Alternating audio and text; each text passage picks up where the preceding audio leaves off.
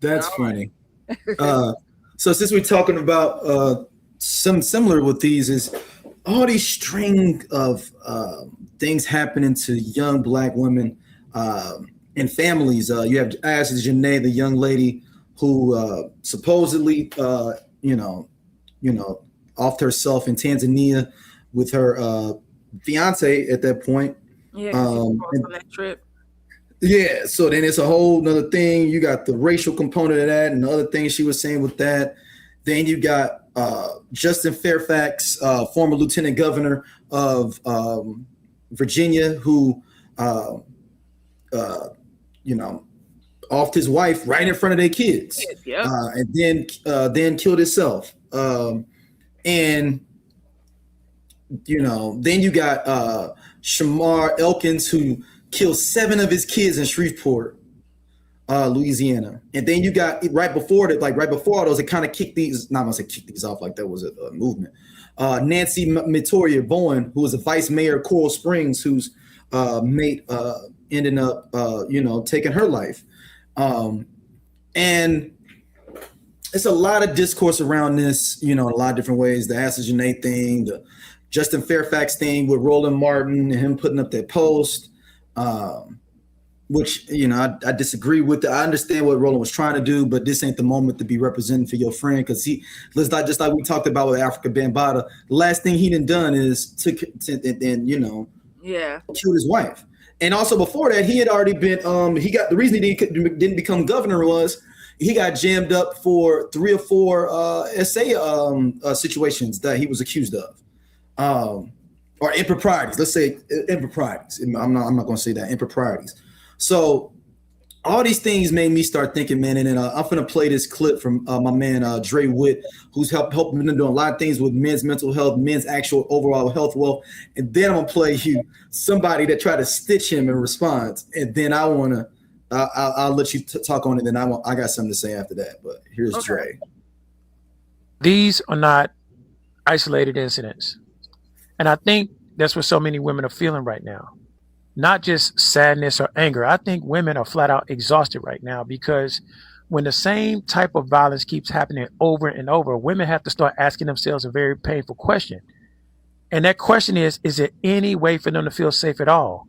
Even with the man they married, even with the man they sleep next to, even the man that they have kids with. And that should disturb every single last one of us, because violence in the home is not just some private family business. It is a public health issue, because it affects safety, it affects mental health, it affects trauma, it affects the long-term health of families and communities. And so, yeah, men's mental health matters, and I'm not saying that it doesn't. But here's what I am saying. Struggling is not an excuse to become dangerous, and pain is not a reason to go terrorize women, and emotional instability is not a reason to go destroy your whole family. That's just unacceptable under any circumstance. And I think that's where men need to say this more to other men, because men take cues from men, and male culture itself rewards certain things and we punish certain things. And a lot of what people call man law is usually enforced by the men, not the women. So if that's true, then we as men have to set a better code. For example, a man doesn't threaten women, a man doesn't use fierce control, and a man doesn't make the kids pay for adult pain. And he also doesn't turn his rejection, shame, or anger into emotional collapse or destruction of the whole family. And if a man is spiraling, the answer is help and accountability and intervention, and even distance before harm. Not silence, not excuses, not that's their business, and not waiting until another funeral to finally say something. Because if male culture is going to shape male behavior, then healthy men have to be the ones to help shape the culture too. And so women shouldn't have to live their whole lives wondering if every love they find is going to come with hidden danger. And the kids shouldn't have to pay for adult dysfunction with their lives. And men need to make some things flat out unacceptable again. Not next week, not after the next tragedy. They need to do it now. All right. Now, somebody had a rebuttal to this. They found his shit, and they had a rebuttal. Not safe at all. Even with the man they married, even with the man they sleep next to, even the man. And the problem is that none of these men feel safe with these women either.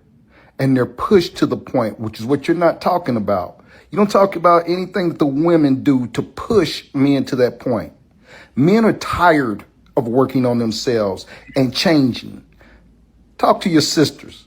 Tell them to change and start to respect men, and things will change. It's that simple, bro. We both. Do you want me to go first, or do you want to go first? Okay, so this is interesting because I had a buddy of mine send me a video clip of this white girl, which I was confused. I was like, "Oh, you don't know me," and I'm gonna say that with a lot, like you don't know me. So, and because if you to know me is to not send me no shit like that, and so it was. I was really confused because it was kind of similar sentiments, and I said, so I want to play just a snippet. High divorce rates, 2 women. Lowest divorce rates, 2 men. Highest rates of domestic violence, 2 women. Lowest rates of domestic violence, 2 men. 75 to 80% of divorces filed by women. Top reasons: boredom, unhappiness, no longer compatible. Highest rates for maltreatment of children by women. Women consume social media at a far higher rate than men. Women are also 3 times more likely to deal with mental health issues than men. When you share these statistics, you are automatically labeled a misogynist pick-me who hates women. But fortunately, I care more about truth than being accepted by the sisterhood. I'm also So, and then she says, not a girl's girl, I'm a woman's woman, which means taking radical responsibility and accountability for my own gender. And the truth is, we have a lot of work to do. What has happened? So in that kind of feeds into what the man was saying, right? Like women need to be accountable or whatever. And I agree with that. But his rationale is bullshit. But and that's what I was saying here. I don't think that it is. I think it takes 2 to tango, right? Mm-hmm. So him saying that, oh, you have to ask what did that woman do to that man to make him snap? Okay. We all have the right to free will, right? And we just talked about, I just said a couple of minutes ago, hey, what's going on in your life that's making you very reactive? This is something that I've spoken about even to my girlfriend as recent as this morning when we were talking about dating, life, and relationships. And I said, are people confused about so-and-so's behavior because she's not as reactive as they would like her to be? I said, because you don't understand the work that takes to not be reactive. It is an ongoing process and struggle for a lot of us, but to take a step back and be like, damn, what should I cuss them out or should I just let this go? Right. Mm-hmm. And move forward because everything does not need to be said. Right. So in all of this, there are multiple cases here where the women have tried to walk away. Somebody filed for divorce with the guy that killed the 7 children and all of that stuff, who goes to his army. I think he was in the army. I think it was his army commander ends up at his house because the commander spoke out and said how he was upset with himself because there was no signs of, he showed no signs, or maybe he felt like he missed the signs that could have prevented this from happening, which I get, that's a lot to carry. So I hope he releases that from his mind and not carry that burden. But I saw that to say, I think it is a team effort. We talk about the collective. We talk about different programs that are put in place, even as recent as you got, programs in St. Louis. We seeing, the group that you told me about that's on Instagram. It's people actively trying to do the work, but it's about doing the work, and it's fucking hard. Walking away from toxic situations are hard. People 9 out of 10 times don't walk. It's convenience. And then we talk about the safety aspect of it from women when we attempt to leave, and even on the male side, because it does happen. It does happen. Where people really do try to take that route, but then we're putting our lives in danger, our family lives in danger, simply because I no longer want to deal with this anymore, right? I don't think it's fair to blame, we need to think about this, like that.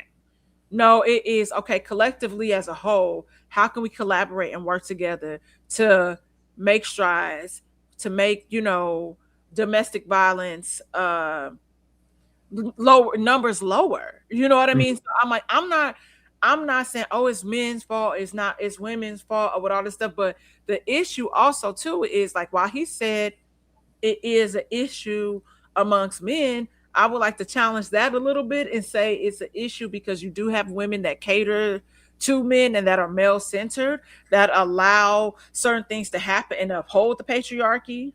Mm-hmm. So I would push back there and say it's not just men, it's women that feed to it, just like the clip right here and saying, oh, it's women's issue. And I'm not saying, again, women don't need to take accountability or anything like that. That is true. But also is men also need to take accountability because men still out here. That's the thing. They don't want that. But I'm gonna give an example. The chick Ashley Renee. Every motherfucker was sitting out here trying to blame her for this white man allegedly killing her. That's my problem. Yep. So which way is it? and that was the thing. They were like, well, she said this about black men. She's like, I could care less. Her losing her life is a totally different thing to me. And that's what I said. You know, even in the case of you know, like it was another influencer who was saying stuff about black women. I said, that doesn't mean that he deserves to die. Yeah, that was the one, the brother that he was killed by his white girlfriend. Yeah. Yeah. And so I was like, okay, so I mean, you deserve to die, man. Yeah, so that's what I was saying. I was like, so the words you're saying pretty much say that, okay, we should not mourn her or care. I said, y'all keep showing the same tweet. I said, okay, which is okay. I can see how you could be upset. I'm like, but what happened? That something could have happened that news day and something in the news cycle where she could have posted that, you know, maybe she was, but also even still, it does not hold that much of weight where this girl should die. And I think that's my thing with a lot of stuff. Like you said, we pick and choose. And that's the thing, is like we have no solid foundation of what the code of conduct is. Yeah, like me, I'm not saying that like there's a whole bunch of blame to be passed along, but in these situations here where women, motherfucking dudes, they think they be fucking listening to women. Y'all don't, man. And I want like you and the other women around me, man, that have like, y'all taught me so much over the, and you know, of course having a little girl, but taught me so much of like listening to y'all. I mean, we still gonna bump heads on gender wars. We always gonna do that shit. But when it comes to shit like certain stuff, sometimes I just gotta listen to you and see where you're coming from. Period. And maybe if we listen to them, I'm not saying you gotta agree, but listen to what women are saying and what their experiences have been through with shit. Yeah. Because you can say like I don't know what can push you to go kill 7 kids. I'm sorry. Yeah. I'm sorry. I don't know what it is, and I'm sorry. It's selfishness because that man that killed his wife, the lieutenant governor that killed his wife in front of his kids, that was because of whatever emotional thing he was going through wasn't worth his kids either, though. Because at the end of the day, even if I did want to do something to you, I don't want to put my kids in a situation where they're without their mother or seeing these situations in front of them. So that means I'm selfish about my little feelings that she didn't hurt because she's trying to divorce me. Yeah. So that means that's on me as a man. I'm not controlling my feelings. And we talk all this shit about, you know, niggas don't never have no feel, you know, women live off emotion, all this shit. You're seeing multiple situations where men are moving off emotion too, and then the gentleman in that video wouldn't have said, "Oh, well, I thought you don't move off emotion. I thought it's only women that move off emotion. We all move off logic. That don't make logical sense for you to go do that to your family or go to your loved one, regardless." And I'm not trying to be funny. Even the rebuttal, you could tell. That's what the rebuttal, not Dre. Shout out to you, Dre. We was good. Yeah, in the rebuttal video, that guy, you can tell somebody clearly hurt him and got sick of his shit. You could tell in the tone of it, which 9 out of 10 times happens. And like I'm saying, I'm like, you know, the difference. You got to go to therapy too. And we just start. And he said we tired of like changing. Niggas that start going to therapy 5 years ago. Like I'm talking about as a culture of saying like it's okay 5 years ago. How much And time that's you think? barely 5 years ago, for real. Man, But that's my thing. It's just like we ain't had a generation doing it yet. So what time are we talking about? yeah. And that just frustrates me from like, man, and I get it, man. I know the world beats us up as black men, but at some point, we as men, particularly black men, are going to have to start listening to our women at some point about some shit and not think it's just women just talking shit. I'm sorry. Because I'm tired of seeing these women out here getting these situations happening to them. Yeah. And a nigga always will bring up one random thing where a girl may have done something to a man. That's what we gonna pick 1 out of 50, and then it happens to men too. I'm not saying it don't. We've talked about it on this show where we be like, this is some wild shit. Yeah. But majority of the time, it's men's egos getting them caught up, and they don't care about nobody but themselves. Yeah, that's true. And I think the other thing that's frustrating about it all is just like when we do say stuff, it's kind of like it's the nature of the game or whatever.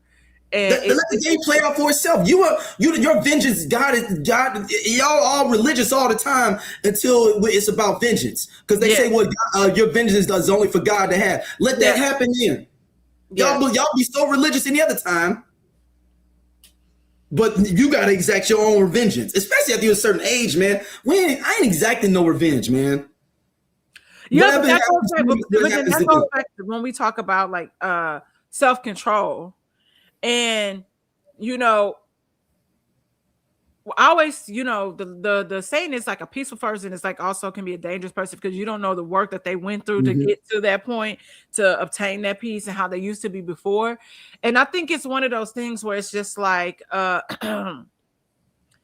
people have to go back to figuring out and excuse me, what's important. Like what's important in your life. If you don't, like you said, if you don't have any self-worth or value for yourself, how can you extend that to other people? How can you love other people? How can you understand other people? And it's not even just about, a lot of that is because a lot of people don't love themselves. And so they go out and they're impulsive. They do make decisions and, that are very final and permanent decisions in their lives. Simply because of that reaction. I could tell you, I think the last time I was reactive was when I probably cut somebody out at a birthday party like 5-6 years ago. Like, I was just like, oh, I see you playing with me because I fucking said something to you and I told you. So now here we are. And it was like, somebody's birthday, and I didn't give a fuck. And till this day, do I feel like I could have handled things different? No. But I called one of my homeboys, and he had been in therapy. He's in therapy, had been by that time, and he started to kind of therapize me and talk me down, and then ask questions. Okay, so because of this, what has transpired prior to today that made you react like that? And then as you're starting to ask the question and you're seeing the cycle, you're seeing the pattern of things. And then it made sense. Because even before that, I was like, I'm like, I don't really give a fuck, whatever, that's my personality. Cause I just, it sometimes certain things aren't that deep. And a lot of times it don't have nothing to do with you for real. When you think about people and the way they show up and how they respond to you, it don't have nothing to do with you. And then from that moment on, I was like, I don't like what this feels like, what this looks like. And I don't want to be here anymore. Like when I say be here, be in that situation anymore, because normally I have a grip on things. And so from there, it also kind of taught me to respond to people differently. And just slow down and take a beat, and being able to speak up, advocate for myself. That doesn't mean that the person on the receiving end is always going to understand. But it is one of those things where I was like, for my health, for my safety, I have to do this for me. It's not about anybody else. This is for me. And I think that's what a lot of people have to step back and understand. And like you mentioned, men saying that they are logical, they're not emotional. And clearly we have a dozen situations where we clearly see that, speaking to what you said, that's not true. But it's also,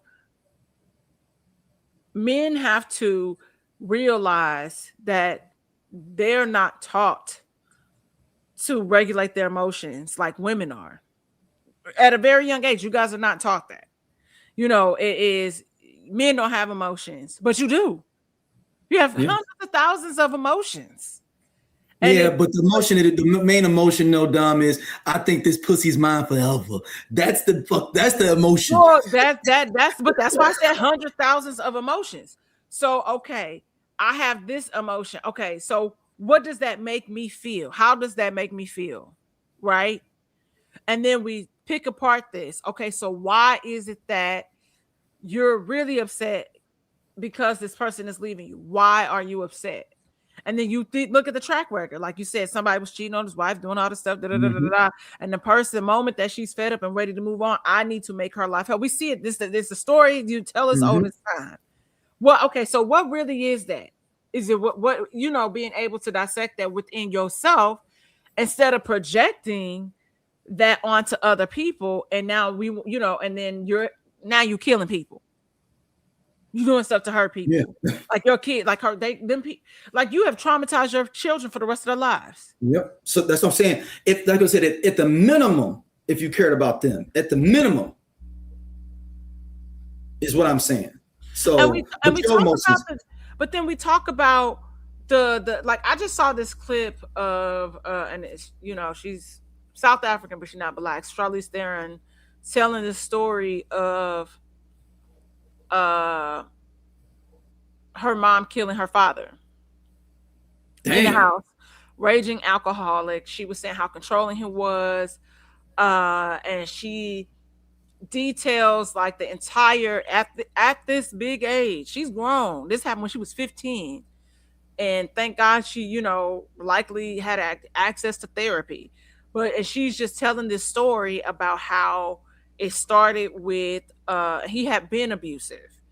They went to like a family, like an uncle's house or somebody's house, and Charlize needed to go to the bathroom. She's a kid, so and she was like, in our culture, like when you go into people's house, you speak, which is proper, just proper basic etiquette. But she had to go to the bathroom so fast, she kind of like did a quick hello, but ran to the bathroom. So the daddy was really mad and upset. And they only went to this person's house because they needed the key to get into like the gates to get into the house. And so, which is crazy. You see how that controls that. That's controlling right there. So he was mad at her.